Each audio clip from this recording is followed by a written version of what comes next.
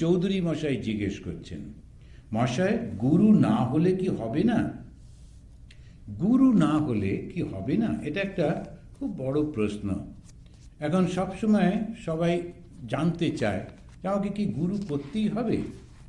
গুরু করা মানে সাধারণত বাইরে থেকে দেখতে গেলে একজন মানুষকে মানতে হচ্ছে। তো ওই মানুষটাকে আমি মানব কেন? যদি না মানি তাতে কি অসুবিধে? তো সেই জন্যে উনি জিজ্ঞেস করছেন, গুরু না হলে কি হবে না? শ্রীরামকৃষ্ণ ওর মনের ভাবটা বুঝেছেন, কেননা ও গুরুকে মানুষ হিসেবে দেখলে তখন তো সমস্যা হবেই। সঙ্গে সঙ্গে উত্তরটা দিচ্ছেন, সচ্চিদানন্দেই গুরু। সচ্চিদ আনন্দ স্বরূপ যিনি, তিনিই কিন্তু গুরু। গুরু মানে কি? যিনি অন্ধকার দূর করে দেন।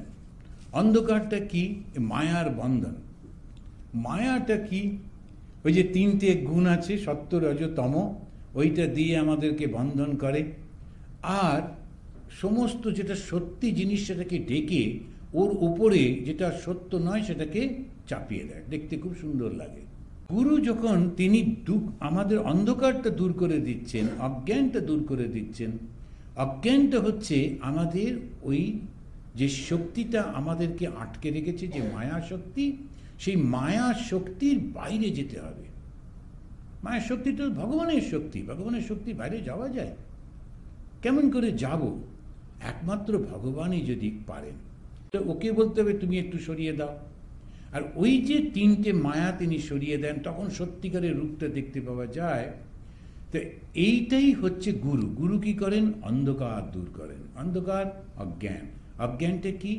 অহংকার। অহংকার কোত্থেকে আসছে? সত্য রজতম, এই মায়ার খেলার মধ্যে অহংকারটা আসছে। কে দূর করতে পারে? সুতরাং মানুষ গুরু নন, কিন্তু জীবনের প্রত্যেকটা পদক্ষেপে একজন শিক্ষককে আমাদের চাই, সামনে কাউকে চাই। তা না হলে আমরা অগ্রসর হতে পারি না।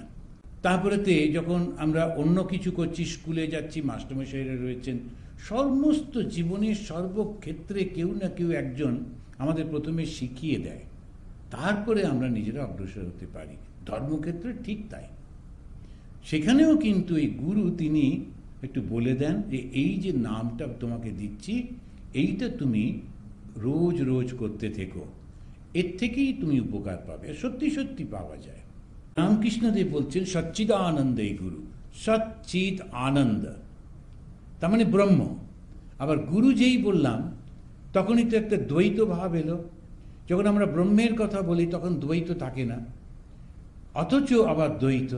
সুতরাং দ্বৈত থেকেই অদ্বৈতে যেতে হবে এই গুরুর ভাবের মধ্যে দিয়ে। কিন্তু তার সঙ্গে এটাও আছে, বিবেক চূড়ামণিতে অনেক এইটার উপরে আলোচনা হয়েছে। কে গুরু হতে পারেন? তার যেটা থাকতে হবে, প্রথম কৃপালু। শ্রীকৃষ্ণ তিনি উদ্ধবকে বলেন যে দেখো, আর উদ্ধব কিছুতে ছাড়বে না কৃষ্ণকে, তুমি শরীর ত্যাগ করো না। কৃষ্ণের তখন 120 বছর বয়স। তখনও বলছেন তুমি শরীর ত্যাগ করো না, তুমি চলে গেলে ধর্মটা কে দেখবে? বলছে তুমি অনেক রকম বলে বলে শেষে এসে বলছেন তুমি সাধুদের কাছে যাও, সাধু সঙ্গ করো, তাহলেই তুমি আমাকে পাবে। বলে আবার তখন উদ্ধব বলছেন তাহলে সাধুটা কে, কি করে বুঝবো সাধু?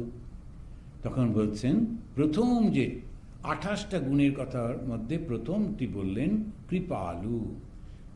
তা অন্তরটা কৃপায়, অন্তরটা ভালোবাসায় পরিপূর্ণ থাকবে। আর দ্বিতীয় হচ্ছে সে কখনো ঈর্ষা করবে না। এরকম পরপর কত দিচ্ছেন উদাহরণ। কি করে আমরা যাব, কি করে বুঝবো? যখন দেখব তার মধ্যে শুধু ভালোবাসা রয়েছে আর তার কোনো স্বার্থপরতা নেই। আর সঙ্গে সঙ্গে স্বার্থপরতা নেই কি করে বুঝবো? তার মনে কোনো জেলাসি নেই, কোনো রকম ঈর্ষা নেই। এইটাই হচ্ছে আসল।